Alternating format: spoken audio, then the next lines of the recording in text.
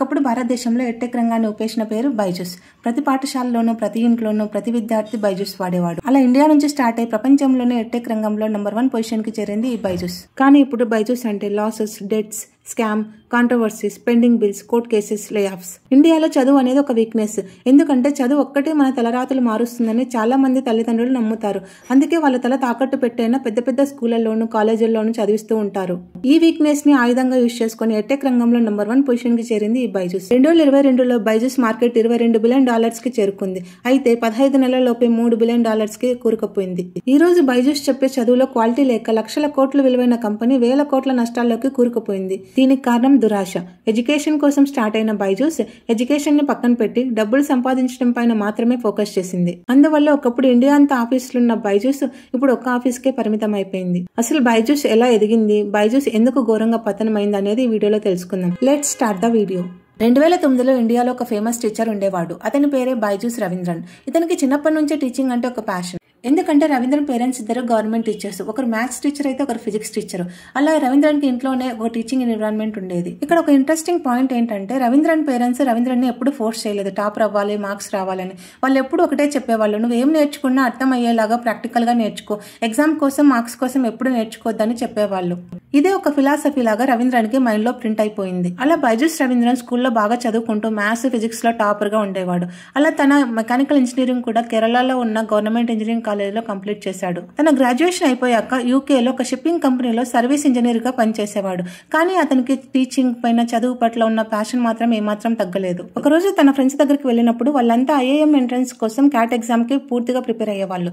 Ravindran cat exam కోసం preparation లో help చేయమని కోరడంతో వాళ్ళకి అతను ఆప్టిట్యూడ్ లో సింపుల్ ట్రిక్స్ అప్లై చేసి తక్కువ టైంలో ఎక్కువ ప్రాబ్లమ్స్ ఎలా సాల్వ్ చేయాలో సింపుల్ టిప్స్ ఎక్స్ప్లెయిన్ చేశాడు. అలా వాళ్ళకి కోచింగ్ ఇస్తూ రవీంద్రన్ కూడా ఒక అటెంప్ట్ చేద్దామని క్యాట్ ఎగ్జామ్ అయితే క్యాజువల్ గా రాశాడు. కానీ ఇక్కడ సర్ప్రైజింగ్ థింగ్ ఏంటంటే తను టీచ్ చేసిన 12 మంది ఫ్రెండ్స్ అందరికీ ఐఐఎంలో సీట్ వచ్చింది.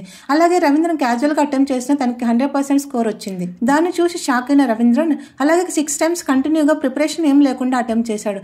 కానీ 6 టైమ్స్ తనకి 100% స్కోర్ వచ్చింది. అప్పుడే రవీంద్రన్కి అర్థమైంది తను ఎంత మంచి టీచరు అని. దీనితో 2009 నుంచి రవీంద్రన్ క్యాట్ కోచింగ్ క్లాసెస్ ఇవ్వడం స్టార్ట్ చేశాడు. ఇలా tuition classes, class room classes అని స్టార్ట్ అయ్యి మెల్లమెల్లగా పెద్ద పెద్ద ఆడిటోరియం క్లాసెస్ కి ఇవ్వడం స్టార్ట్ చేశాడు. రవీంద్రన్ క్లాసెస్ అంటే వేల మంది స్టూడెంట్స్ వచ్చేవాళ్ళు. ఆడిటోరియం కూడా సరిపోయేది కాదు.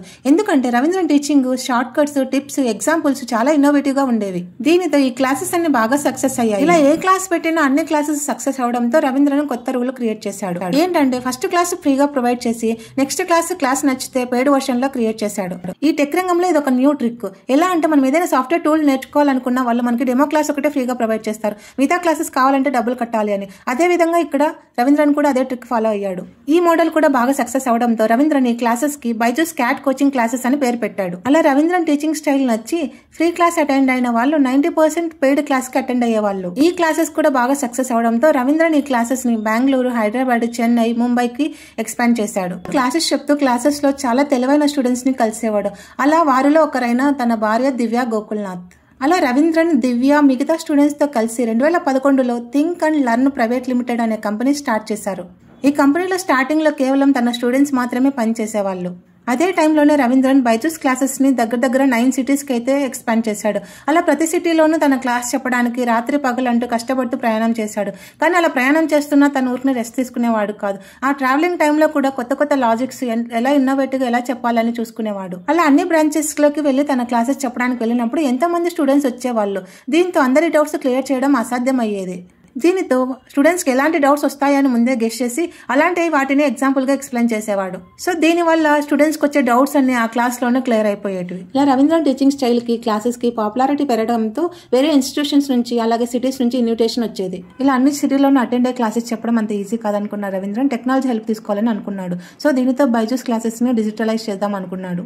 సో ఇక్కడ బ్రాడ్కాస్ట్ టెక్నాలజీని యూజ్ చేసుకుని ఒక్కసారిగా 45 సిటీస్ లో క్లాసెస్ ని రిలీజ్ చేశాడు. ఇక్కడే ఇండియాలో డిజిటల్ ఎడ్యుకేషన్ కి మొదటి అడుగు పడింది. అలా Byju's Ravindran cat coaching classes చెప్పుకుంటూ ట్యూషన్స్ కూడా స్టార్ట్ చేశాడు. అలా ట్యూషన్ స్టార్ట్ చేసిన రవీంద్రన్ కొన్నిసార్లు స్కూల్స్ విజిట్ చేసి కిడ్స్ కి ఎలాంటి ప్రాబ్లం ఉన్నాయి, మెయిన్ గా మ్యాథ్స్, ఫిజిక్స్ లో ఎలాంటి ప్రాబ్లం ఉన్నాయి, వాటికి ఎలాంటి సింపుల్ ట్రిక్స్ క్రియేట్ చేయాలని ఒక బుక్ అయితే క్రియేట్ చేసినాడు. కానీ ఈ టిప్స్ అండ్ ట్రిక్స్ ని అన్ని స్కూళ్లలో ఒక్కసారిగా బ్రాడ్కాస్ట్ చేయాలంటే అంత ఈజీ అయిన పని కాదు.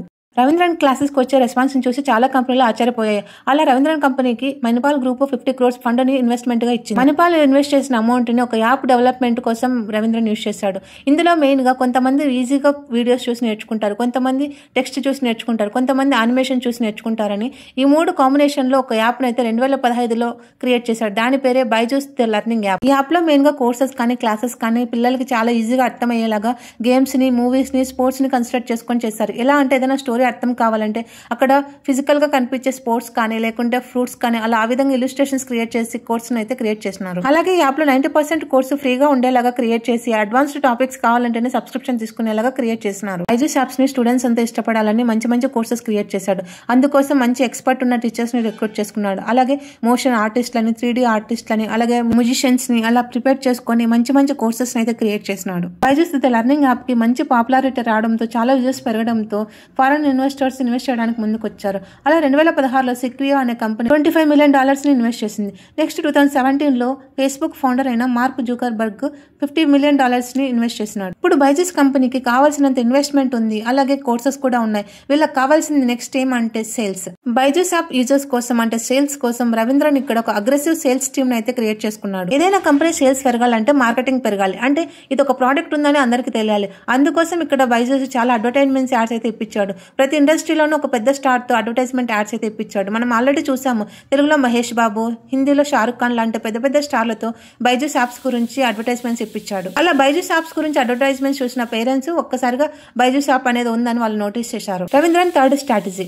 బైజూస్ యాప్స్ లో కోర్సెస్ చాలా వరకు ఫ్రీగా ఇచ్చిన బైజూస్ యాప్స్ లో లాగిన్ అవ్వాలంటే స్టూడెంట్స్ వాళ్ళ పేరెంట్స్ అకౌంట్ తోనే లాగిన్ అవ్వాలి, అంటే వాళ్ళ పేరెంట్స్ ఫోన్ నెంబర్ తోనే లాగిన్ అవ్వాలి. అలా స్టూడెంట్స్ యొక్క పేరెంట్స్ నెంబర్స్ సేల్స్ టీమ్స్ లో రికార్డ్ అయ్యేవి. ఇక్కడ అసలైన గేమ్ స్టార్ట్ చేశాడు. దీని పేరే సేల్స్ ఇంజిన్. ఇప్పుడు ఆ నెంబర్స్ తీసుకుని సేల్స్ టీమ్ నుంచి ఒక పర్సన్ పేరెంట్స్ కి ఫోన్ చేసి మీ అబ్బాయి బాగా చదువుతున్నాడు, మేము ట్యాబ్ ఫ్రీగా ఇద్దామని ఫోన్ చేస్తాడు. వాళ్ళు చాలా హ్యాపీగా ఫీల్ అయ్యి ఇవ్వండి అని అడిగినప్పుడు మేము ఒక కౌన్సిలింగ్ సెషన్ అరేంజ్ చేద్దాం అనుకుంటాము, మేము మీ ఇంటికి వస్తామని అని చెప్తారు. నెక్స్ట్ సూటు బూట్ వేసుకున్న సేల్స్ పర్సన్ కార్ లో నుంచి వాళ్ళ ఇంటికి వెళ్తాడు. అప్పుడు పేరెంట్స్ ఒక మంచి అపీరెన్స్ వచ్చేలాగా అలా క్రియేట్ చేస్తారు. నెక్స్ట్ ఈ సేల్స్ పర్సన్ వాళ్ళ ఇంటికి వెళ్ళాక కిడ్స్ తో ఎలా ఉన్నావు, నీ టార్గెట్ ఏంటి, నీ ఏమి ఏంటి అని ఒక చిన్న ర్యాపో బిల్డ్ చేయడానికి మాట్లాడేసి పేరెంట్స్ తో మాటలు కలుపుతారు. నెక్స్ట్ మేము ఈ టాబ్లెట్ ని ఫ్రీగా ఇస్తామని చెప్పుకుంటూ ఆ కిడ్స్ కి ఒక సింపుల్ క్వశ్చన్ అడుగుతారు. అంటే ఫర్ ఎగ్జాంపుల్ ఈ సర్కిల్లో ఎన్ని డాట్స్ ఉన్నాయి అని. అప్పుడు ఆ స్టూడెంట్స్ తెలియదని తెల్లముఖం వేసినప్పుడు ఈ సేల్స్ పర్సన్ గేమ్ ని స్టార్ట్ చేస్తాడు. ఎలా అంటే హెచ్డి క్వాలిటీలో ఉన్న రవీంద్రన్ వీడియోని ఒకటి చూపించి తర్వాత దాని మీద ఒక క్వశ్చన్ అడుగుతాడు. అప్పుడు పిల్లాడు ఎస్ అని చెప్తాడు. అప్పుడు అది చూసిన పేరెంట్స్ హ్యాపీగా ఫీల్ అవుతారు. ఆ టైంలోనే సేల్స్ మ్యాన్ తన స్ట్రాటజీ క్రియేట్ చేస్తాడు. ఎలా అంటే మీరు ఆఫ్లైన్ క్లాసెస్ పెట్టుకుంటే వీళ్ళకి నాలెడ్జ్ ఏమీ తెలియదు, ఓన్లీ మార్క్స్ వస్తాయి. కానీ ఇలాంటి ఆన్లైన్ క్లాసులు విన్నారంటే వీళ్ళకి చాలా బాగా వస్తాయని వాళ్ళని మ్యానిపులేట్ చేస్తాడు. దాన్ని చూసిన తల్లిదండ్రులు అవును నిజమే కదా, ఇలా అయితే కష్టం అని టెన్షన్ అయిపోయి నర్వస్ అయిపోతారు. నెక్స్ట్ వాళ్ళు చెప్పిన మాటకు ఓకే చెప్పేసి ఓకే అని టాబ్లెట్ కొనడానికి ట్రై చేస్తారు. ఇక్కడ sales persons direct Byju's subscription తీసుకోండి, ఇంత డబ్బులు పే చేయండి, టాబ్లెట్ కొనండి అని చెప్పారు. ఎలా చెప్తారంటే మేము 50% డిస్కౌంట్ ఇస్తాము, స్కాలర్షిప్ ఇస్తాము, ఇన్ కేస్ మీ బాబు చదువుకోకుంటే నెక్స్ట్ 100% రీఫండ్ ఇస్తామని ఒక ధీమాని వాళ్ళకి చెప్తారు. అప్పుడు పేరెంట్స్ క్షణాల్లో వాళ్ళ కొడుకు చెప్పిన ఆన్సర్స్ ని చూసి తన గ్రోత్ ని చూసి తను ఇంకా ముందుకు వెళ్తాడని వాళ్ళ దగ్గర డబ్బులు ఉండా లేకున్నా కూడా పే చేసి బైజూస్ సబ్స్క్రిప్షన్ తీసుకున్నారు. ఆ టైంలోనే రిలయన్స్ అమ్మాయిని క్రియేట్ చేసిన జియో ఇంటర్నెట్ రెవల్యూషన్ ఇండియాలో స్టార్ట్ అయింది. దీనివల్ల ప్రతి ఒక్కరు ఇంటర్నెట్ యూజ్ చేయడం స్టార్ట్ చేస్తున్నారు. ఇక్కడే బైజూస్ గేమ్ ని స్టార్ట్ చేసింది. ఎలా అంటే బైజూస్ యాప్ లో ఎల్కేజీ నుంచి ఐఏఎస్ కి సెట్ అయ్యేలాగా కోర్సెస్, సర్టిఫికేషన్స్, అప్లికేషన్స్, అలాగే కాంపిటేటివ్ ఎగ్జామ్స్ సెట్ అయ్యే ఎగ్జామ్స్, మాక్ టెస్ట్లు అన్ని ఇన్వెంట్ చేసింది. కానీ వీటిలో ఏవి బైజూస్ కి కోట్ల డబ్బులు సంపాదించి పెట్టలేదు.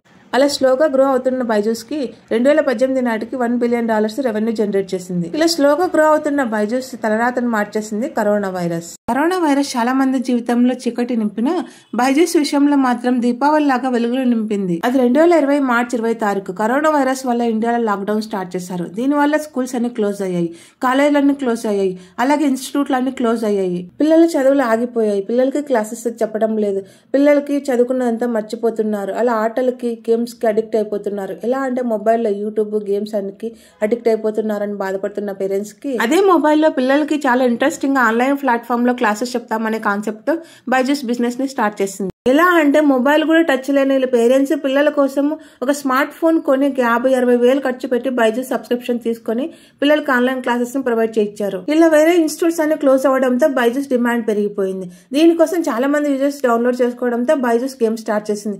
ఎలా అంటే వాళ్ళ ఫీజులు ఒక్కసారిగా 200 to 300% పెంచింది. అలా ఎంత కాస్ట్ పెంచినా కూడా పేరెంట్స్ తన పిల్లల భవిష్యత్తు కోసం ప్రతి కోర్స్ ని కొన్నారు. అలా 2020 నాటికి Byju's news users count 40 millions users కి చేరింది.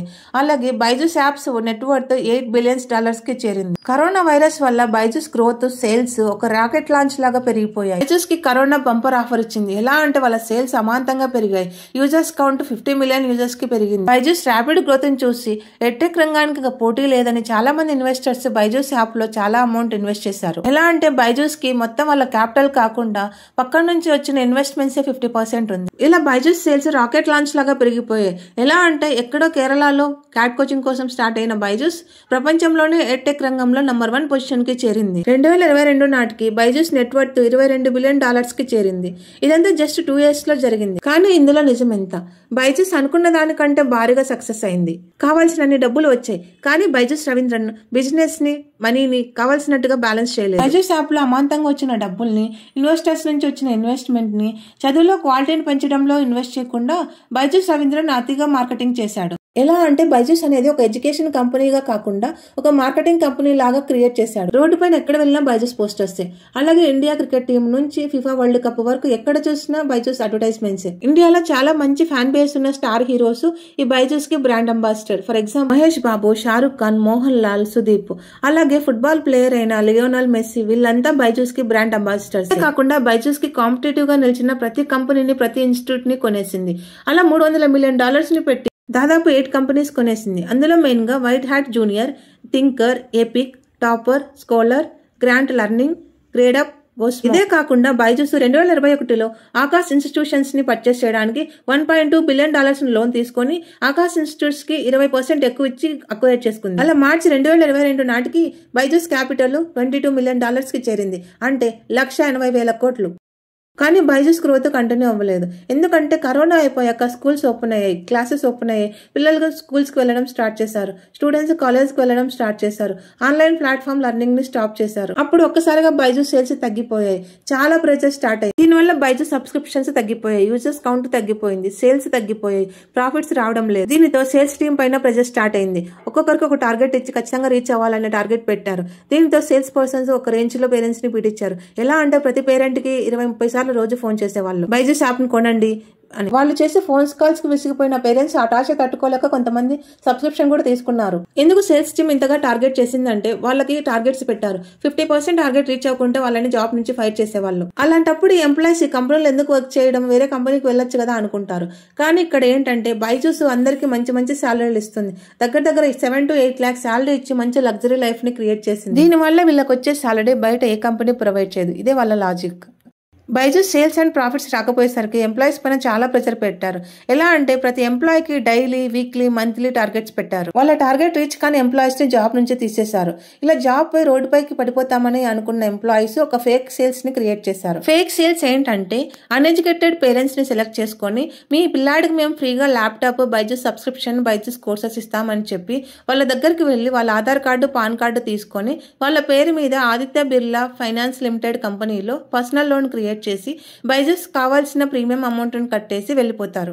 ఇలా అన్ఎడ్యుకేటెడ్ పేరెంట్స్ ని టార్గెట్ చేసి వాళ్ళ సేల్స్ ని అయితే ఇంక్రీజ్ చేస్తారు. దీనివల్ల ఆ పేరెంట్స్ కి వాళ్ళ అకౌంట్ లో ఒక పర్సనల్ లోన్ క్రియేట్ అయ్యి నెల EMI కట్ అవుతుందని వాళ్ళకి తెలియదు. దీనివల్ల ఆ పేరెంట్స్ చాలా నష్టపోతారు. ఇలా వాళ్ళ అకౌంట్ లో డబ్బులు కట్ అవుతుందని ఆ బైజూస్ ఎంప్లాయీస్ కి ఫోన్ చేసి కనుక్కుందామంటే అతను ఫోన్ లిఫ్ట్ చేయడు. ఈ పేరెంట్స్ EMI ని కంటిన్యూ చేయలేరు. కానీ ఈ విషయం తెలియక బైజూస్ కంపెనీ ఇలాంటి సేల్స్ ని వాళ్ళ ఫినాన్షియల్ ఇయర్ లో యాడ్ చేస్తుంది. ఏ కంపెనీ అయినా ఫినాన్షియల్ ఇయర్ అయిపోయాక వాళ్ళ ఫినాన్షియల్ రిపోర్ట్స్ ని ఖచ్చితంగా పబ్లిష్ చేయాలి.